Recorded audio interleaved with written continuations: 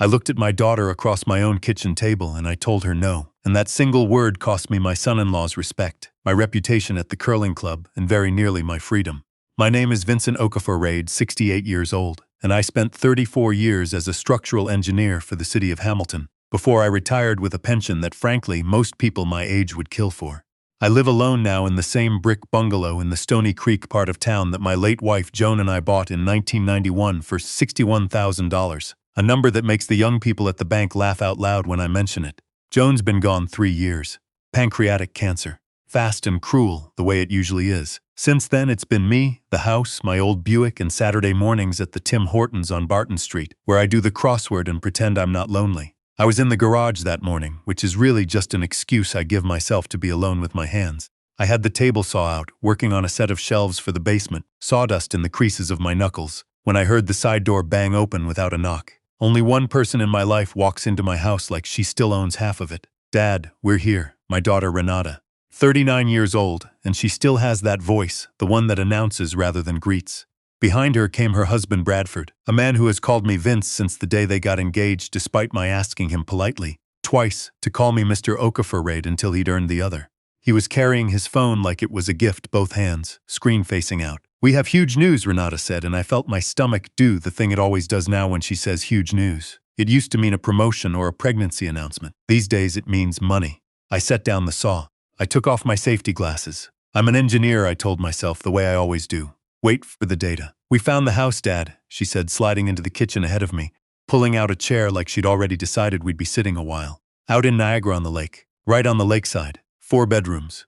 A wine cellar, Dad, can you believe that? A wine cellar. Sounds lovely," I said, and I meant it as a closing statement, not an opening one. "It's $840,000, Bradford said like he was reading off a hockey score.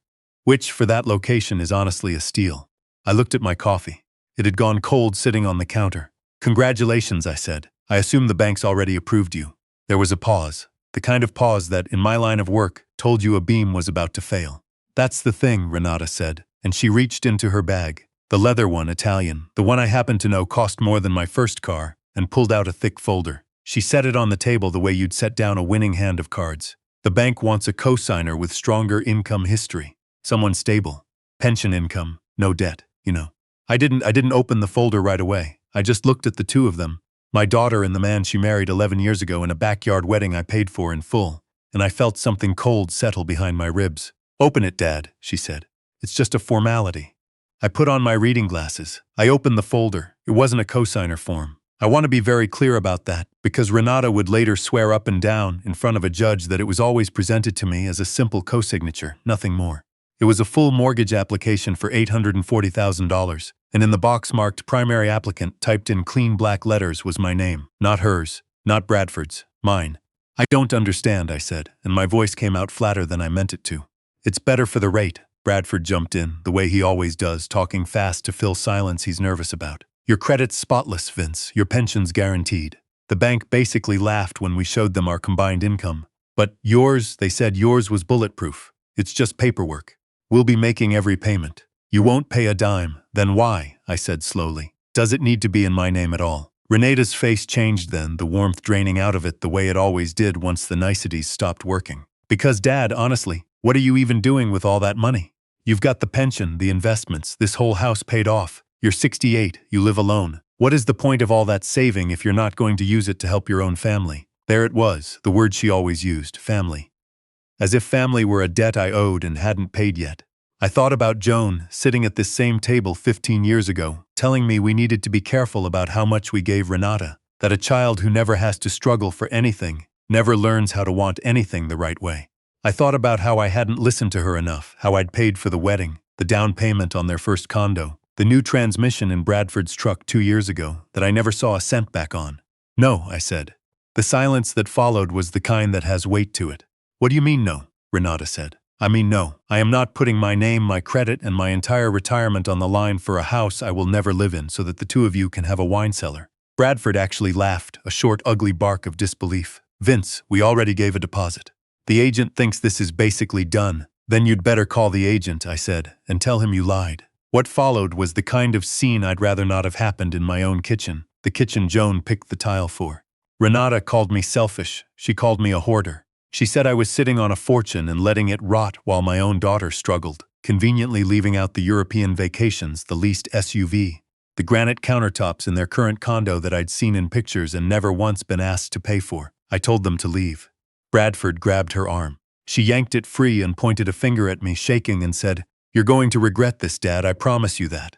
They slammed the side door so hard the window in it rattled in the frame. I sat alone in my kitchen for a long time after that. I didn't cry. I'm not a man who cries easily, even with everything I'd lost in the last 3 years. I just sat there with my cold coffee, looking at the folder still sitting on the table, my name typed neatly into a box that wasn't mine to fill.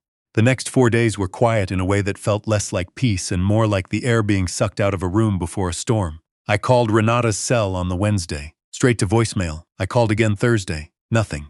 I told myself she was embarrassed. I told myself, the way fathers always do, that she'd come around, that blood mattered more than a wine cellar in Niagara-on-the-Lake. I was wrong, and I found out exactly how wrong on a gray Friday morning, standing at the end of my own driveway with the recycling bin in one hand and the mail in the other. Buried in the flyers and the property tax notice was a single envelope from Royal Bank, the same bank I'd used since 1988 for absolutely nothing but my checking account. I tore it open right there in the cold. It was a rejection letter for a $25,000 home equity line of credit, an application I had never made.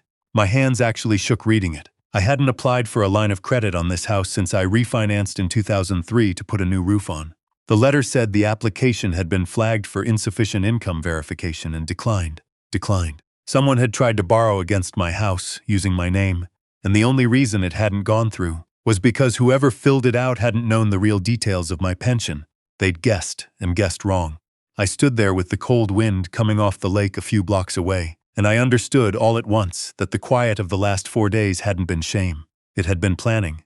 I called the bank's fraud line, standing right there at the mailbox, my breath fogging in the November air. The woman who answered was kind in that practiced, scripted way bank employees are trained to be. She confirmed the application had been submitted online on the Tuesday night. The very same night, Renata and Bradford had stormed out of my kitchen. She read me the details used to verify the application. My correct date of birth, my correct social insurance number, the last 3 digits of which I keep in a locked drawer and nowhere else. And for the security question, the answer to, "What is your mother's maiden name?" correctly entered, Kowalczyk. My mother's family came from Poland after the war. It is not a name on any utility bill, any piece of junk mail, anything you could find by accident. It is something you have to be told. And I had told exactly one person that name in the last decade. 3 years ago, the week after Joan's funeral, when I was too hollowed out to think straight, and Renata sat with me at this same kitchen table helping me fill out the life insurance claim. The form needed my mother's maiden name for a security question on a related account. I told her without thinking twice. My own daughter, holding my hand while I grieved, quietly filing away a piece of my history like a key she might one day need. I stood at the end of my driveway for a long time after I hung up the phone. The house didn't feel like mine anymore.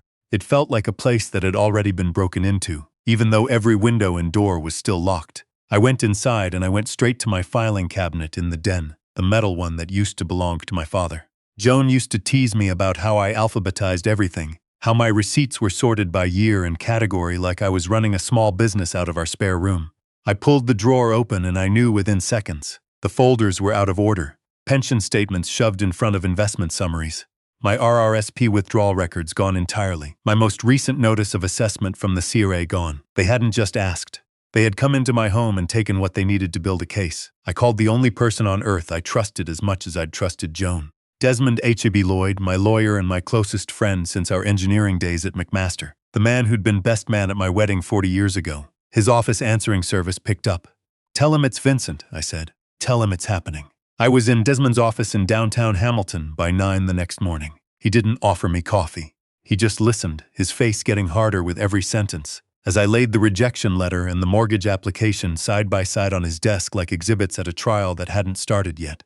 "I was afraid of this, Vince," he said quietly. "I told you years ago the way you and Joan handled the money, I understood why. But I worried what it would do to her if she never had to earn anything." "Don't," I said. "Not right now." He nodded, and then he did something I didn't expect. He got up, walked to the heavy safe built into the wall behind a framed print of the Hamilton waterfront, and spun the combination.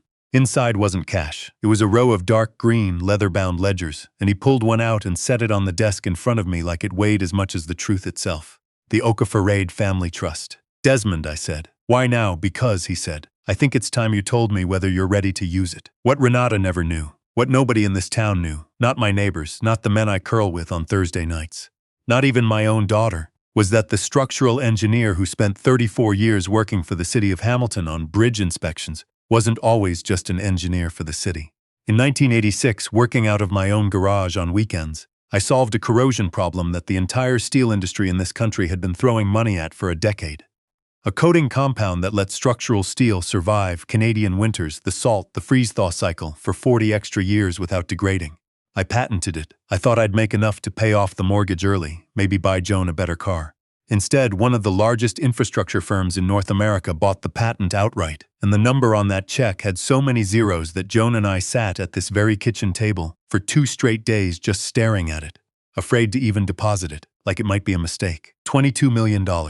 We could have bought a mansion on the escarpment. We could have quit our jobs the next morning. Instead, Joan, who was always the steadier one of the two of us, said the only thing that made sense to her. If Renata grows up knowing this exists, it will ruin her, Vincent. We watched it happen to the Faraday boy down the street. We are not doing that to our daughter, so we hid it. We lived on my city salary. We drove practical cars. We put it all into an irrevocable trust managed quietly by Desmond, and we told absolutely no one. I kept working bridge inspections in the snow until I was 65 years old, a millionaire many times over, eating a thermos of soup in a city truck on the Burlington Skyway. They didn't just try to steal from a retired man living on a pension, Desmond said, tapping the green ledger. They tried to steal scraps off a table they had no idea was made of solid gold. And in doing it the way they did, the fraud, the theft, the lies, your daughter and her husband may have just disqualified themselves from ever seeing a cent of it. That night, my phone rang. Renata. Dad, she said, her voice small in a way I hadn't heard since she was a teenager. Look, this whole thing has gotten out of hand. We don't want it to be like this. We can make it go away. You sign the mortgage, we drop everything. It's like none of it ever happened. I almost laughed at the audacity of it. They had tried to steal my identity, ransacked my files, and now they were offering to forgive me if I simply gave them what they originally wanted. No, I said. Dad, I'll see you in court, I said, and I hung up the phone. I should have known that wasn't the end of it. 3 days later, a man in a cheap suit found me on my own porch and handed me a stack of papers still warm from his hand I had been served. Renata and Bradford were suing me for $840,000, claiming I had verbally promised, on multiple occasions including her 40th birthday dinner, to help fund their dream home, and that they had made irreversible financial commitments relying on that promise. And buried in the second half of the document, in language that made my hands go cold, was a petition for emergency guardianship over my person and my estate, citing what they called significant and worsening cognitive decline. They weren't just suing me for money anymore. They were trying to have me declared incompetent. I won't pretend the weeks after that were easy. A woman from Family and Children's Services showed up at my door. Someone had filed an anonymous report claiming I was confused, isolated, neglecting myself. I sat in my own living room and answered questions about what day it was and who the Prime Minister was while a stranger half my age inspected my refrigerator and the unmade bed in the room where I'd once cared for Joan during her last difficult months. The humiliation of it sat in my chest like a stone. At the Tim Hortons on Barton Street, the conversation stopped when I walked in. Word travels fast in a neighborhood like mine, and somebody, I'd put money on Bradford's mother, had clearly been telling people that poor old Vincent had lost his marbles and his family was just trying to help him. The cognitive evaluation, when it finally happened, took 3 hours. I drew the clock. I remembered the 5 words I subtracted by sevens. The psychologist told me, almost apologetically, that my scores were well above average for my age. The case was closed within 48 hours. No findings.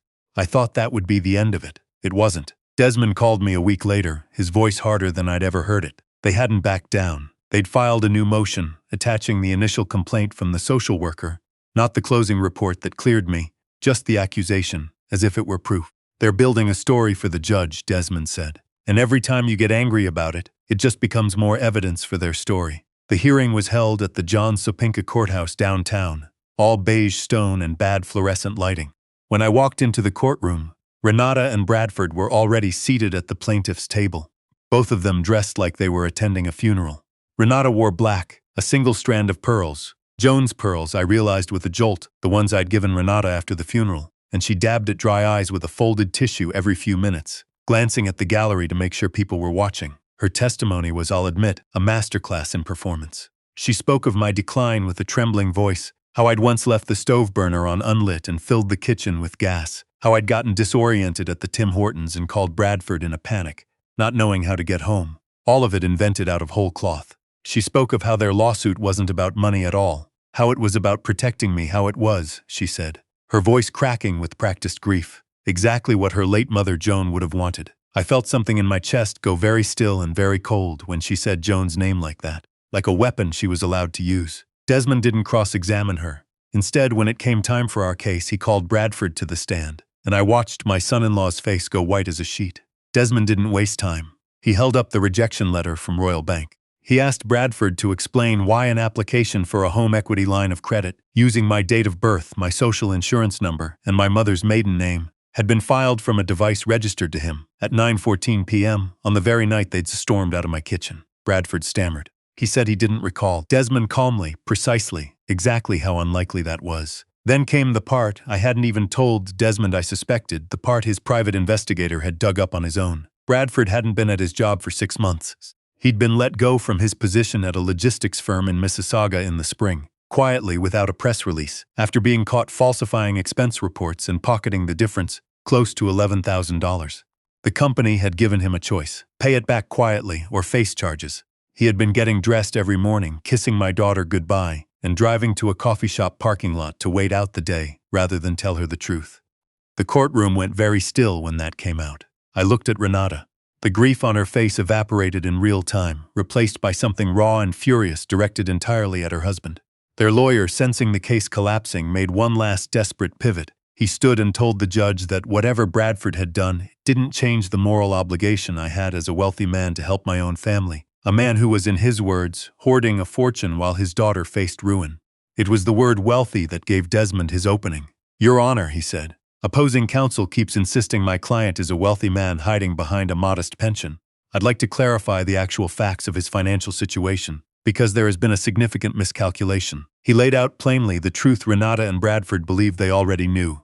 The city pension, the modest RRSP, the paid-off bungalow worth perhaps $600,000 in today's Hamilton market, nothing more. Renata's face lit with a strange, desperate hope, like she thought this was good news. Then Desmond opened the green ledger. "What neither of them knew," he said, "is that $22 million from a 1986 patent sale has sat in an irrevocable family trust for nearly 40 years untouched, governed by a clause my client's late wife insisted upon, a character clause." He read it aloud. The trust's assets were designated for the benefit of any grandchildren, with the primary beneficiary, Renata, permitted to assume any executive or discretionary role only upon demonstrating the highest standard of financial integrity and moral character. The judge looked directly at my daughter and asked her plainly whether she believed that the conduct described in that courtroom, the identity theft, the perjury, the false report to a protective services agency, the husband's concealed criminal conduct, met that standard. Renata didn't answer. She just stared at the table. The judge dismissed the lawsuit with prejudice. She denied the guardianship petition outright, calling it, in her words, a deeply troubling attempt to weaponize the legal system against a competent, dignified man. And she ruled that under the terms of the trust, Renata was permanently disqualified from any future role or distribution, the matter to be referred to the Crown for review on the fraud and identity theft charges. I didn't gloat. I want to be honest about that. I felt nothing close to satisfaction when I watched my daughter's face collapse in that courtroom. I felt the particular grief of a parent watching his child prove, in front of strangers, exactly who she had become. I sold the bungalow on the escarpment road this past spring, not because I needed the money, I never did, but because every room in it had become a place where something had been stolen from me, even the kitchen Joan had picked the tile for. I bought a small condo overlooking Lake Ontario instead. The kind of place Joan and I always said we'd downsize to one day and never did because we were always saving for a someday that kept slipping further away. The trust still exists. Desmond manages it now, and on Joan's wishes, since Renata failed the one test that mattered. It funds engineering scholarships for kids from Hamilton's East End who'd never otherwise afford McMaster, the kind of kids I was once. Bradford is awaiting trial. Renata, I'm told, has moved back in with her mother-in-law and hasn't spoken to me since the verdict. I think about calling her some mornings, coffee in hand, looking out at the lake. I never do. We spent 34 years hiding what we had so it wouldn't ruin her. In the end, it wasn't the money that ruined her at all. It was never having to prove she deserved it.